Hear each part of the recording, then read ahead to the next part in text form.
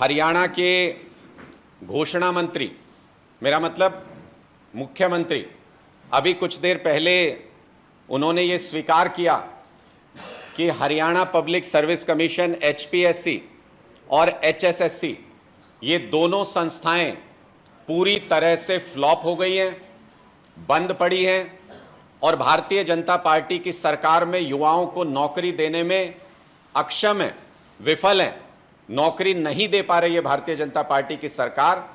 ये घोषणा मंत्री जी ने अभी कुछ देर पहले खुद अपने मुंह से स्वीकार किया।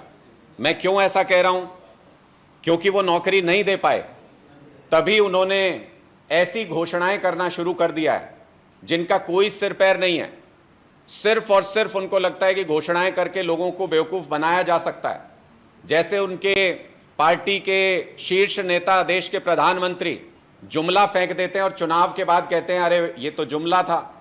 तो अब नायब जी ये चाहते हैं कि वो कुछ जुमले फेंकें और चुनाव के बाद कहते हैं अरे ये तो जुमला था। तो ये होने नहीं देंगे नायब जी। आप जब जब जुमला फेंकेंगे आपके जुमलों का सही तरीके से जवाब दिया जाएगा।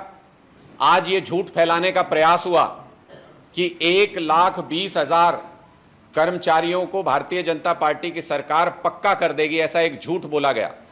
मैं क्यों कह रहा हूं ऐसा झूठ बोला गया? क्योंकि अगर जो आज घोषणा हुई है, अगर आप उसको सही तरीके से देखेंगे तो सबसे पहले तो मुख्यमंत्री जी को यह बताना चाहिए था, नायब सिंह जी को, कि एचकेआरएन को शुरू हुए कितने साल हुए हैं। 2021 में एचकेआरएन योजना शुरू हुई और अगर आज तक भी देखें तो अगर कोई कर्मचारी पहले दिन से भी इस योजना में भर्ती हुआ होगा तो उसको 3 साल ज्यादा से ज्यादा हुए होंगे। मुख्यमंत्री जी कह रहे हैं कि जिन्होंने 5 साल पूरे कर लिए उनको हम सुनिश्चित कर देंगे। सुनिश्चित और पक्के के अंतर में तो बाद में आएंगे, लेकिन अभी मुख्यमंत्री जी कह रहे हैं 5 साल जिसको हो गए एचकेआरएन में लगे हुए उसको मुख्यमंत्री जी सुनिश्चित कर देंगे। तो पहले तो मुख्यमंत्री जी, एक भी कर्मचारी पूरे हरियाणा में ऐसा है नहीं एचकेआरएन में जिसको 5 साल हो गए, और 2 साल बाद जब तक कोई भी कर्मचारी 5 साल पूरे करेगा तब तक आप सरकार से कोसों दूर होंगे। पता नहीं कहां पर, जंगल में, किस गुफा में आप वहां पर तपस्या कर रहे होंगे, अपने पापों का प्रायश्चित कर रहे होंगे।